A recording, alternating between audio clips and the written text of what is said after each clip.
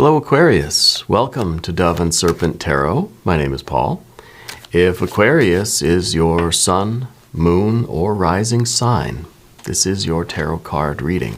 Remember to hit the like button, leave a comment, consider subscribing to the channel, especially if this reading resonates with you. If there is anything you would like me to pray over or meditate upon or send positive energy toward, please let me know. Now this is going to be a general reading, so try to be open and receptive to whatever may come through during our time together. I am merely the messenger, and I ask you to connect directly with each of these cards and use your own intuition to take you beyond the details that I might provide.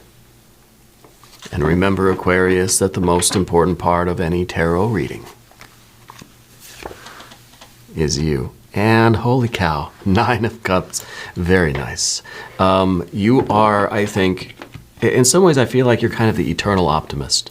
You know, no matter what's going on in the world, I feel like everybody can kind of look to you for a little bit of hope, you know. I feel like you have a lot of people that do kind of look to you to see how they should be reacting to things. I think you're somebody that really tries to recognize the beauty and the bliss and the blessing in everything, you know. In the middle of the darkness, you know, you're the one that can find the light, and I think that's very inspiring. I find that you probably do inspire a lot of people in your life. Your personal life, your work life, your creative, your spiritual life, all of it. I think you are a presence in your life, okay?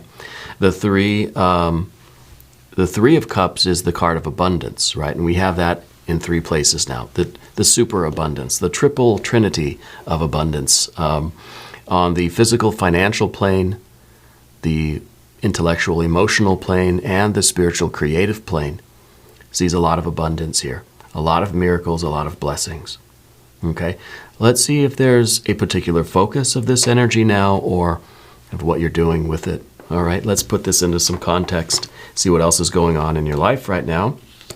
We've got a 4 of Swords. To me, a 4 of Swords is kind of a card of protection in a way.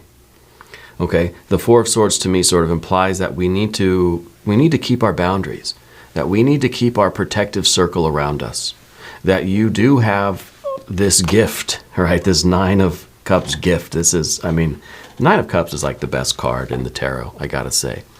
I feel like you can't let everybody in, right?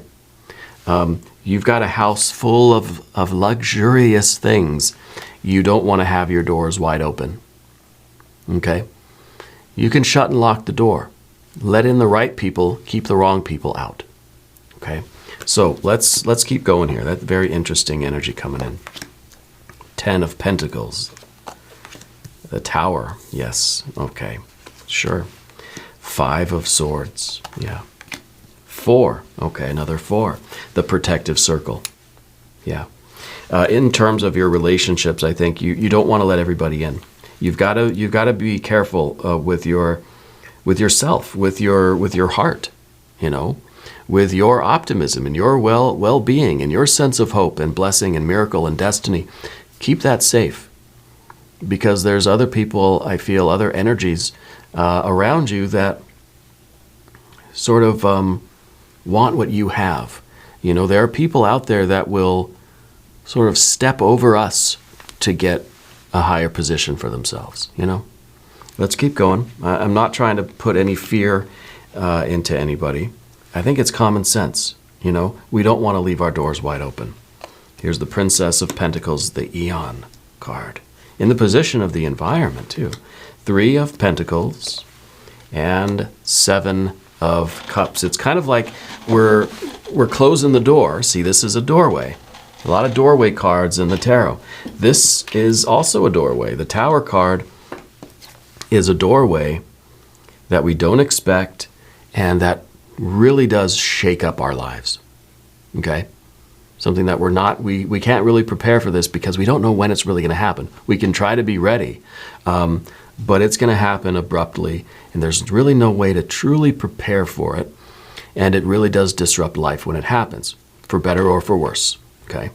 The Eon is another doorway card, but this is a doorway that we intentionally walk through and shut it. It's not easy to go through it, though. We can see how good it is on the other side, but it's sort of difficult to squeeze through. It's a doorway of fire, for gosh sakes. You know, it's not easy. But it's something that it's your decision to do it, right? The doorway might be there, and you've got to choose to go through it, as difficult and as uncomfortable as it might be to squeeze through. You're better off on the other side. You got to shut and lock the door. Okay? So this really, to me, feels like we're sort of getting out of a situation, or we're shutting our doors on some sort of energy that wants to spoil things for us. Okay? So it's kind of like we got to make sure we avoid the Seven of Cups. There's a Five of Swords there. I mean, there's a little bit of, you know, I don't know really what to call it. I don't want to call it danger, but, you know, there's some negative energy that you need to sort of keep out. Or you're in a situation that has negative energy kind of permeating it, and maybe that Five of Swords is you slowly realizing, okay, this is sort of a toxic thing, or this is something that's kind of going downhill. I better get the heck out of Dodge. Okay. Let's select the mystery card, bonus card, confirmation card. This is a random card from the Smith-Waite Tarot. This is the factor infinite and unknown, and we're going to put it right over here and put Kevin, aka Mr. Bates, right on top. We're not going to look at that card until the very end, but it will tie everything together, and it will give us the confirmation that we need. Okay? If at any point during this reading you feel like you know what that card is, I want you to put your prediction down in the comments. Okay? Let's exercise our intuition. It's always a good idea, right?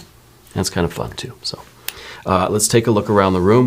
We've got our major arcana. We know what those are. We've talked about those. We talked about how they're both doorways. I think you're familiar with the Tower.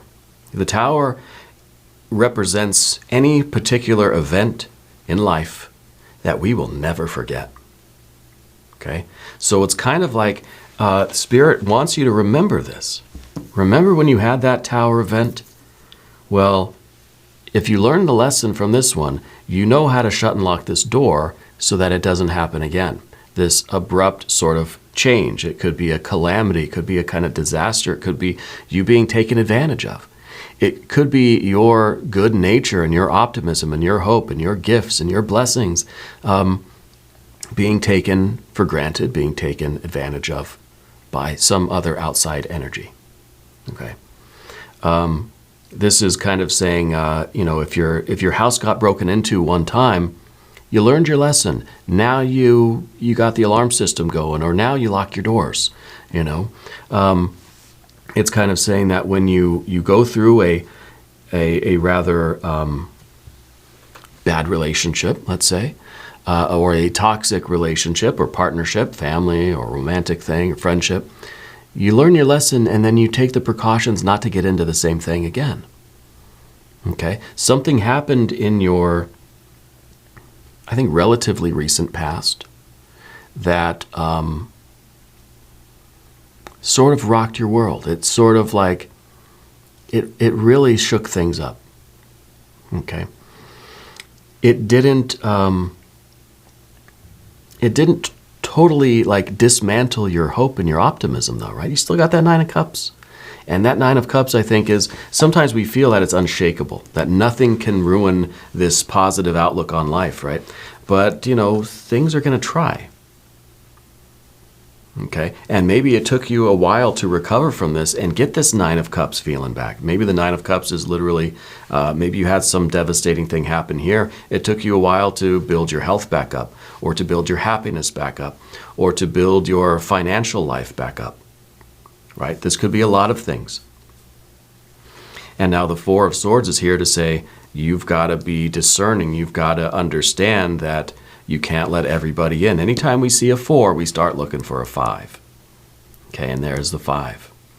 So this is saying that you got to open your eyes and look around and be aware of who's around you. What kind of energy are you allowing into your life?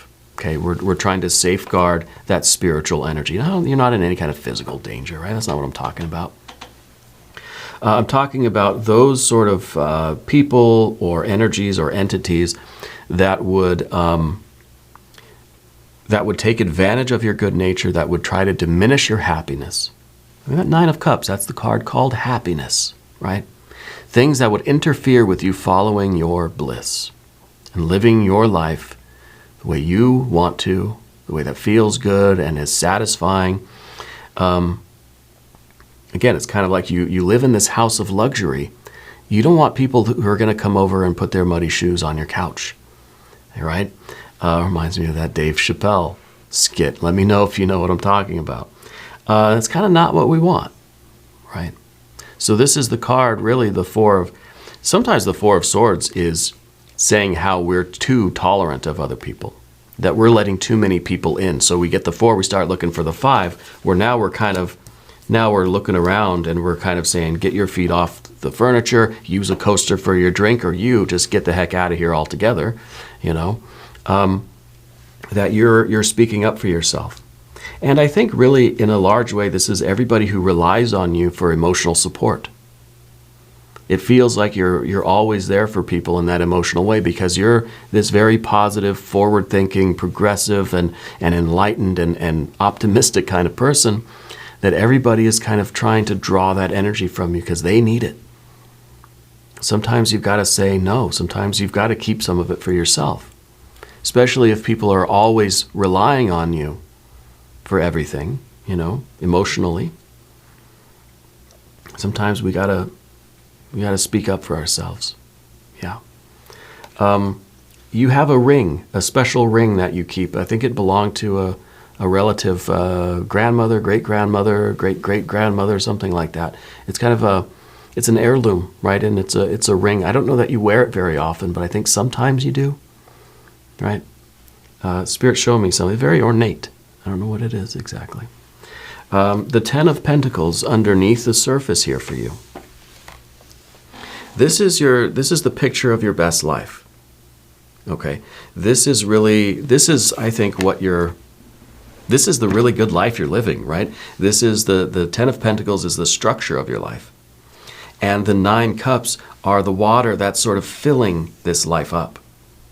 I mean, this right here is somebody who's really living lavish, right? Kind of living in, almost in luxury, but I feel it's kind of a spiritual luxury. It might be material too.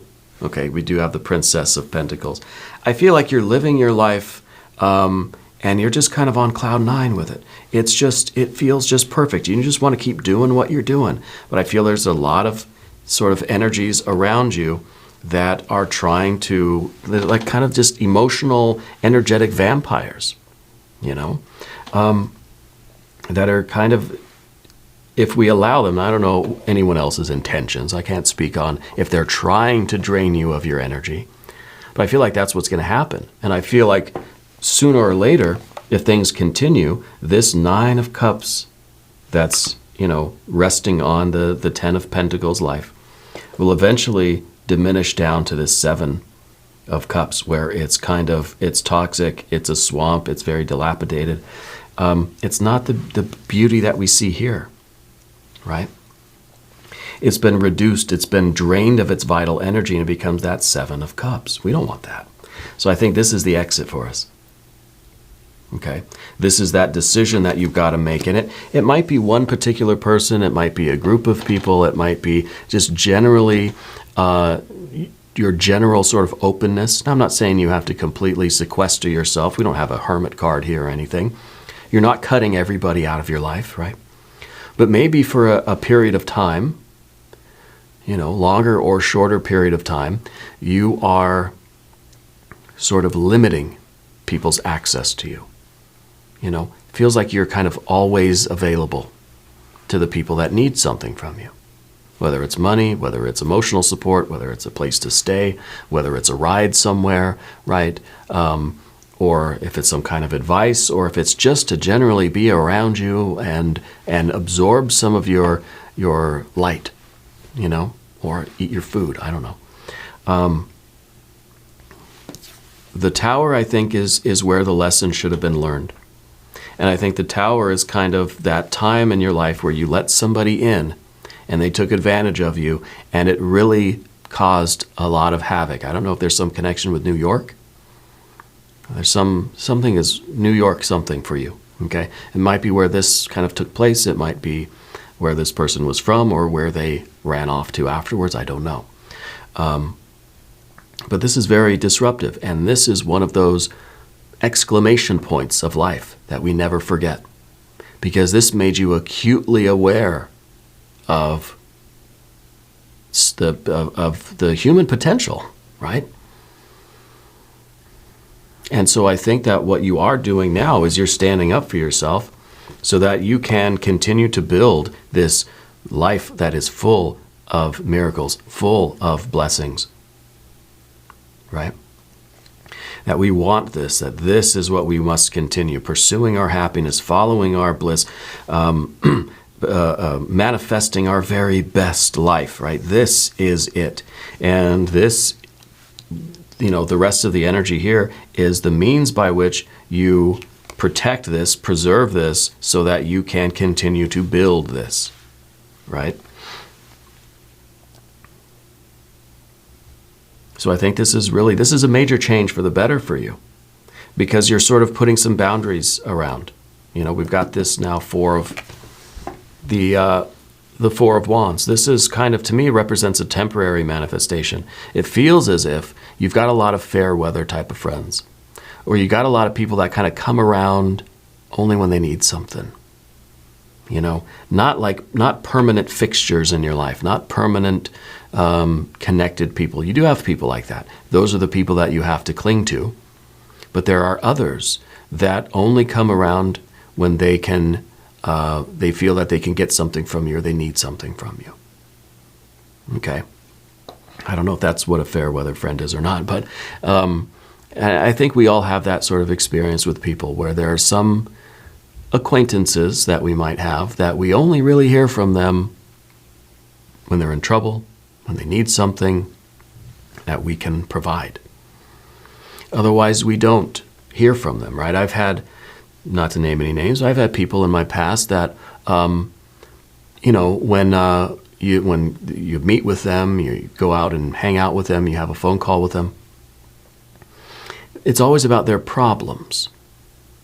And it's always kind of drawing out this support from you or from me, or all of us, I think, have had something similar.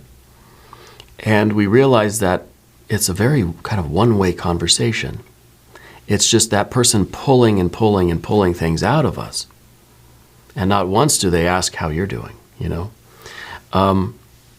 And so the energy that we see here is not so much about you absolutely cutting people off like that, but understanding that you need a boundary, that you need a limit. Now, what I want to do is an empowerment oracle card.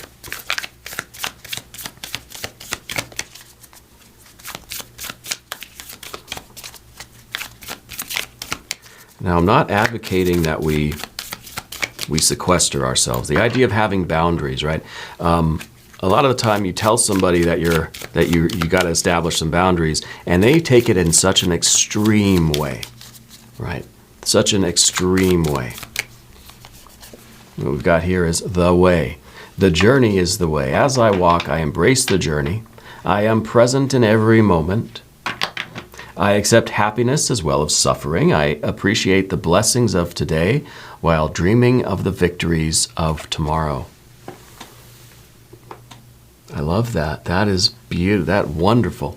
And this is the road that you're on. And that kind of this, the road is going to have a lot of kind of temporary stuff. When you're on the way, when you're on the journey, when you're traveling the road, you're going to have many kind of temporary rest stops, right? The Four of Wands, I sometimes say, is like that campfire.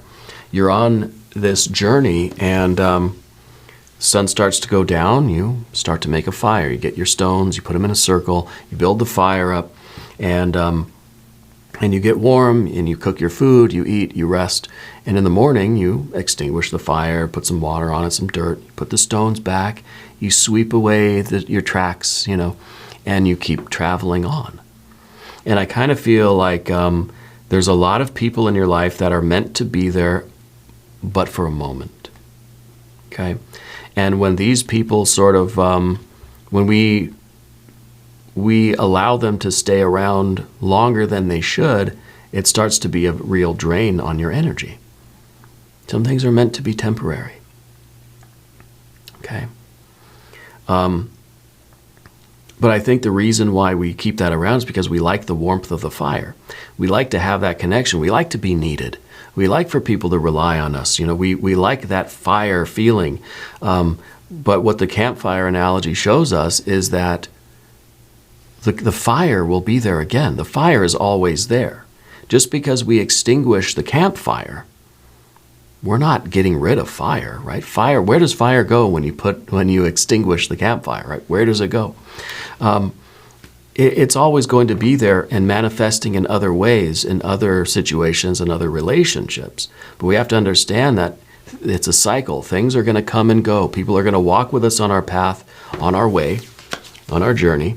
There will be people there, and then their paths should take them in a different direction. But there are those that will cling to you and to your path, thinking that they're going to have an easier ride. Okay? I think that's kind of what these cards are trying to get through to us today. We're going to look at the path of the serpent now, and as we do this, I would like to ask for your subscription. If you haven't subscribed yet, please do. It is totally free. It helps to support the channel, and I really do appreciate that. Someone in your life walks with a limp. I don't know if it's you or somebody has a hip issue. I don't know what that is. Maybe that's connected with a ring or something like that. Path of the Serpent, general energy, of course, is the Princess of Pentacles. I feel like you are somebody, between these two cards and that Nine of Cups, I feel like you're somebody who is, if you don't already now have a very lucrative and prosperous life, you will. Okay? These three cards set over here, the Princess, the 10, and the 9, like these, you're meant for great things. You are a wealth of resources, both materially and spiritually. You're destined for a life of abundance, of wealth, right? And with the Princess of Pentacles, I feel that, again, there are those that will recognize your value or the resources that you possess, and they will want a little bit of it to make their way easier. Okay? So don't become, kind of an open pocketbook for everybody. Okay? Don't have your doors wide open. Don't have your refrigerator wide open. Don't have your checkbook wide open for everybody. Okay? And I know that's kind of maybe an unpopular opinion, right? That we should be generous. Yeah, of course.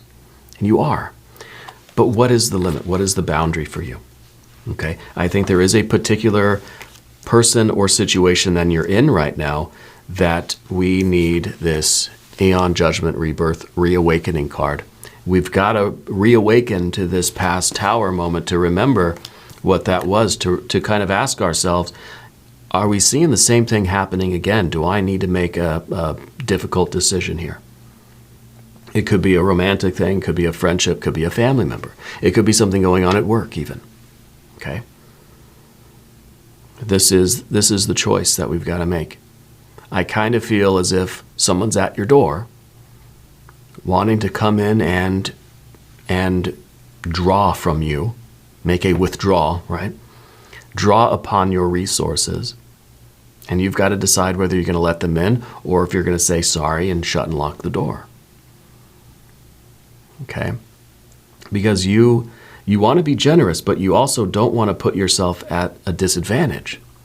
You're trying to pursue your happiness. You're trying to manifest your best life here. And the way you do that is by being very picky and very choosy about who you let draw on your material and spiritual resources. Okay? And this is kind of, you can recognize what's on the other side of the door, and so you know what decision to make. Okay. Now, the difficulty, of course, is the Three of Pentacles. Now, if we don't, let's say, and whether we go through the doorway or if somebody else is on the other side and we've got to shut the door, either way, if we don't take advantage of this, then I feel like we're headed over here. And this is kind of, all of this, I think, is what we're trying to avoid. We don't want the Three of Pentacles, because the Three of Pentacles is kind of, in a way, saying that we've got to start from scratch now. That somehow there's something in our life that's making it so much more difficult to achieve our goals. It's like we're walking around with, with 50-pound weights strapped to our ankles, which, yeah, maybe if you're training and you're trying to exercise or whatever, that's a good idea sometimes, right? But not if you're trying to really make some distance here, It may be good for a moment, but it's not a way to live. It's not the way, right? Again, I'm back here to the way. But that's what this feels like. It kind of feels like you're having to start over, building your best life, manifesting your best life, pursuing your happiness, right? Following your bliss, having to start over. But now it's like you're put at a major disadvantage. Like you're having to start over, but from further back even. And that's not what we want. We don't want to go back to kind of square one, square -1, -2 even, right? It feels like something is kind of pulling you down even heavy. It's kind of like you're trying to, well, with the Seven of Cups, trying to climb out of the quicksand here, but there's something down there that's pulling you down, or it's you're trying to, I don't know, you're trying to get out of the swimming pool, and other people are trying to climb over you to get themselves out, or they're trying to hang on to you while you get out of the pool. That's dangerous, right? We don't want that. That's not the way to do it. And that's why they say that if you don't know what you're doing, don't try to go rescue a drowning person. Because in their frantic energy, in their desperate energy, they will cling to you and pull you down to get themselves up. Okay? And I know that we don't want that. We don't like that image. I don't want to think about that. But with the Seven of Cups here, we need to be aware that that is sort of human nature, and we need to know where to draw the boundaries in our lives. Okay? Let's look at the mystery card. All right. I think this is the way for you to protect yourself so that you can pursue your happiness and follow your bliss and manifest your best life. This is what it's all about. Right? And of course, once we start doing this, a lot of different things come out of the woodwork to kind of say, well, hey, can I borrow $1? Right? Let's see what the mystery card is here. And I find that you're a very generous person. So I find that you would give someone the shirt right off your back, but are they then coming every day and asking for every shirt you have? Let's see what we've got here. I would like to see the Empress energy. That would be nice. Another Pentacles, 9 or a 10. I want something maybe protective. Maybe even an Emperor energy. Yeah. Let's see. Put your prediction down in the comments. Let's see what we have. The Knight of Cups. Now, the Knight of Cups is that cardinal water energy. Always knowing, or I should say, the Knight of Cups is the giving and the receiving of love and affection. It's a generosity of your resources. You're here with a cup and you're taking it to somebody and saying, here, drink. Drink, friend. Take a sip of this. That I've got enough that I can share with you. And there's a lot of love, a lot of generosity here. But it's also a knight. It also has that sort of, that movement, that discernment. Yeah.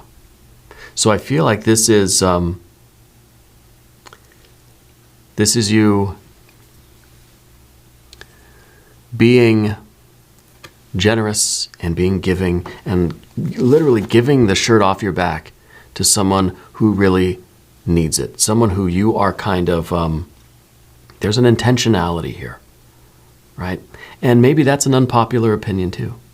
Maybe we shouldn't be so picky and choosy about who we're generous with. Somebody asks us for something, I just give freely. Okay? And I think that's how you've been. But now I think we need a little bit of the choice in it, a little bit of the intentional fire energy in this. It's, again, cardinal water. It's about understanding that this sort of connection, this love and affection is a two-way street. And if you're always giving, and nothing's coming back in, then we need to rethink the boundaries. We need to rethink our choices and our intentions. Okay? We're not judging anybody else's intentions, but we're taking a look at the situation in our life and making the choice for ourselves. What do I need to do to protect myself? I'm not judging what you're doing and what you want to do and what your mindset is, but what's right for you in your life. Okay? Knight of Cups, I think, is a good confirmation of that.